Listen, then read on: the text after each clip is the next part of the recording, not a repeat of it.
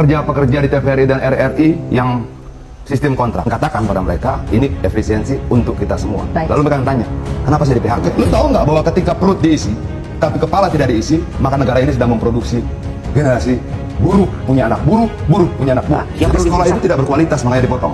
Jadi begini Bang, 9.000 unit itu tidak berkualitas, makanya dipotong. Itu imajinasimu atau by data. Kita bicara by data sekarang, tidak ada harapan-harapan yang tidak dibangun di atas basic data. Pemerintah mendengar penderitaan rakyat, bukan rakyat mendengar penderitaan pemerintah. Bismillahirrahmanirrahim guys, berjumpa lagi di channel Jurnal Terupdate. Ini benar-benar keren. Memang kalau PDIP sudah menjadi oposisi, terbukti sangar dalam mengkritik kebijakan pemerintah. Kali ini dua politisi PSI dan Gerindra benar-benar dibuat agen kerepotan guys. Jadi tak perlu berlama-lama, untuk lebih jelasnya langsung saja kita simak bersama-sama video ini guys. Bismillah. Dengan angka yang lebih sedikit daripada yang sudah dipotong 50% itu, sebenarnya kita bisa membiayai subsidi sebesar 19,5 juta ton. Bayangkan dampak ekonominya bagi para petani di sana. Ya, kita bisa merenovasi 22.000 sekolah di Indonesia yang statusnya rusak ringan, rusak sedang, rusak berat. Bahkan itu bukan rusak ringan, sedang dan berat. Semangatnya akan dialihkan. Inilah dia, ya, inilah dia semangat yang mau dibawa dari Inpres nomor 1 tahun 2020. Itu semangatnya. Itu kata dia. Sampaikan itu pada 2,5 juta pekerja konstruksi yang kehilangan pekerjaan. Sampaikan ke mereka. Sampaikan itu pada pekerja-pekerja di TVRI dan RRI yang sistem kontrak. Sampaikan itu pada mereka. Tapi ngomongnya lihat matanya. Dan katakan pada mereka, ini efisiensi untuk kita semua. Lalu mereka akan tanya, kenapa saya di PHK? Kenapa saya berhenti? Itu pendamping desa tidak dibayar 2 bulan. Anggaran cuma sanggup bayar mereka 10 bulan. Dosen. Hakim MK. Hakim yudisial. Dosen bang. Iya. Dosen hutang pemerintah itu 8 triliun per tahun nggak dibayar. Item-itemnya banyak dari yang disebutkan nah pasti. Itu kan efek pemangkasan anggaran ini. Lalu efek ini mau dianggap tidak ada dengan apa yang disampaikan kawan kita tadi. Ini bisa jadi pupuk dan sebagainya. Ini bisa jadi pendidikan. Lu tahu nggak? Sebelum anggaran dipotong itu rencana kita akan membangun 9.000 unit sekolah, dan ketika dipotong 0 unit. Ya bilang sama mereka. Itu loh.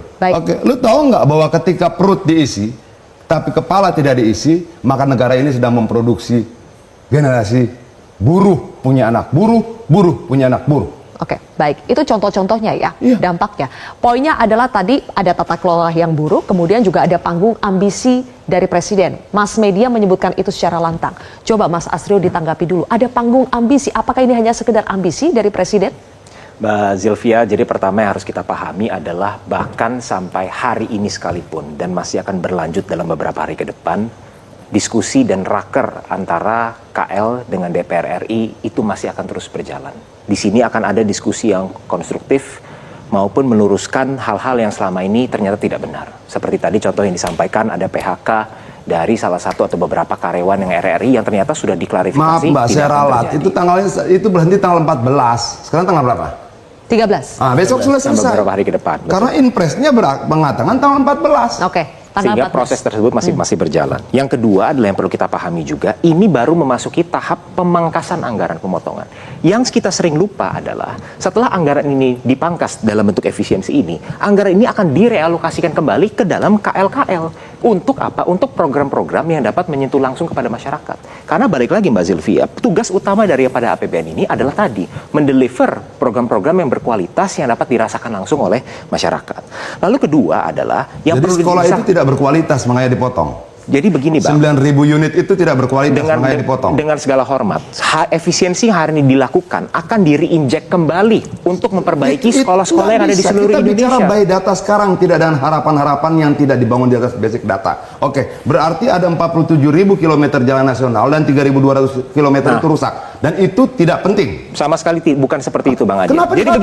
Jadi begini, ini tadi terjadi banyak salah kaprah juga. Misalnya contoh, ketika ada pemotongan anggaran atau efisiensi di dalam Kementerian PU, itu bukan berarti pembangunan infrastruktur itu berhenti, Mbak Sylvia. Tapi sama seperti apa yang disampaikan oleh Presiden Prabowo, beliau mengatakan bahwa ini adalah akan dijalankan namanya public-private partnership. Maaf ya Mbak, di mana kita maaf juga ya Mas ya, ini by data nggak? Tentu saja. Oke, Pak, datamu mana? Ayo kita buka. Data saya sebelum keluar SK Menteri Keuangan yang kemarin, dari 9.000 rencana pembangunan sekolah unit jadi 0. Dari 2.000 sekian madrasah cuma jadi 86 kalau tidak salah. Oke, pembangunan jalan cuma 83 km. Tidak ada lagi pembangunan jembatan gantung dan sebagainya. Itu data yang dipaparkan Menteri PU. Lalu lu bercerita tentang ini akan dialokasikan nanti.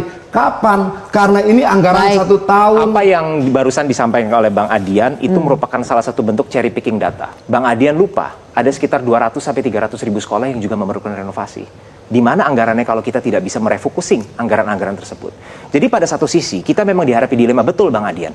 Kalau kita tidak memiliki di anggaran 110 triliun, begini, Bang, renovasi itu sudah termasuk. Jadi begini Bang. Sekarang renovasinya hilang, pembangunannya hilang. Oke, kita tanggapi dulu. Kalau pemerintah Indonesia tidak memiliki keterbatasan fiskal, maka semua program-program tersebut akan dengan mudah dapat dibiayai oleh APBN. Tetapi yang masalahnya harusnya hari dilakukan ini, pemerintah mendengar penderitaan rakyat, bukan rakyat mendengar penderitaan pemerintah. Karena rakyatlah yang membayar pemerintah, dibayar untuk bekerja dan dibayar untuk mendengar. Hari-hari ini rakyat mendengar penderitaan pemerintah tentang subsidi, penderitaan pemerintah tentang anggaran, penderitaan pemerintah tentang fiskal. Kok kita mendengar pemerintah menderita terus penderitaan kita siapa yang dengar? Oke, coba didengarkan dulu dan kemudian ditanggapi. Sederhana argumen ini bisa dijawab, yaitu adalah apa? Tujuan efisiensi senilai kurang lebih 300 triliun rupiah adalah untuk merealokasikan anggaran tersebut 300 triliun untuk program-program yang dapat dirasakan langsung oleh masyarakat. Seperti apa contohnya? Makan bergizi gratis. Seperti contohnya apa? Fasilitas kesehatan, cek kesehatan gratis. Seperti contohnya apa? Renovasi sekolah-sekolah yang sudah rusak sedang dan rusak berat. Ini semua adalah data renovasi itu di mana? Jadi begini Bang, apakah Bang Adian lebih prefer anggaran tersebut digunakan di mana untuk data perjalanan renovasi itu? dinas dibandingkan anggaran tersebut data digunakan renovasi untuk itu renovasi sekolah? Datanya di mana? Sekarang begini Bang, dengan anggaran itu imajinasimu atau by data? By data Bang, karena Mana di dalam datanya? era APBN 2025 anggaran untuk renovasi sekolah itu dianggarkan 20 triliun rupiah. Abang itu bayangkan anggaran pendidikan 20%. Saya sudah dapat bahannya untuk dari renovasi Kementerian sekolah, Bang. PU.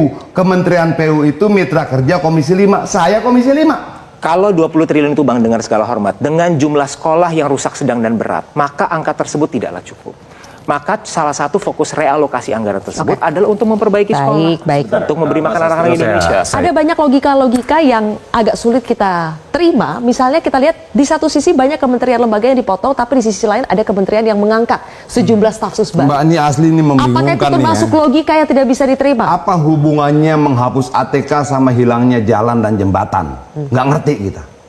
Apa hubungannya antara dihapusnya hal-hal yang lain dengan hilangnya irigasi? Kita nggak ngerti. Tapi artinya dalam prakteknya yang dipotong sudah di luar dari ATK, yang dipotong sudah di luar dari perjalanan dinas. Apa hubungannya perjalanan dinas sama pengurangan irigasi dan sebagainya?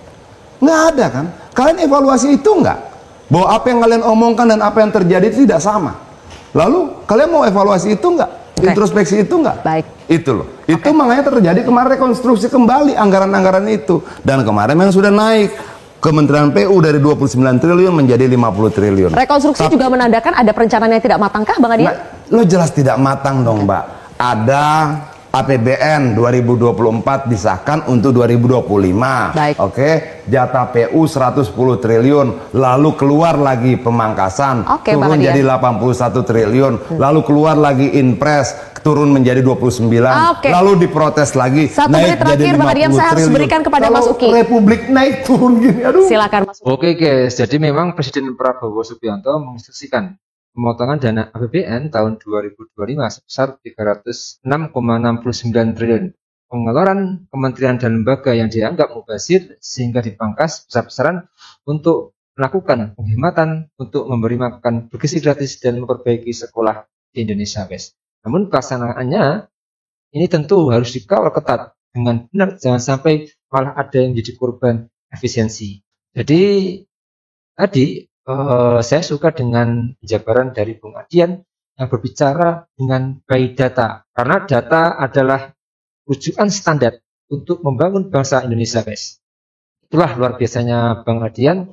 Adian tahu persis soal itu karena mungkin dirinya masuk di Komisi 5 DPR yang membidangi sektor infrastruktur dan perhubungan. Jadi sekali lagi memang keren Bang Adian selalu bisa merasakan keluh kesah masyarakat dan selalu menatap tajam dan menyuarakan suara rakyat terhadap kebijakan pemerintah yang mungkin dinilai kurang pro terhadap rakyat, guys. Jadi sehat selalu Bang Adian. Mungkin itu yang bisa saya jelaskan untuk video kali ini. Bagaimana menurut kalian soal video ini? Tulis komentarnya di bawah ini ya, guys. Saya izin pamit dulu. Wassalamualaikum warahmatullahi wabarakatuh.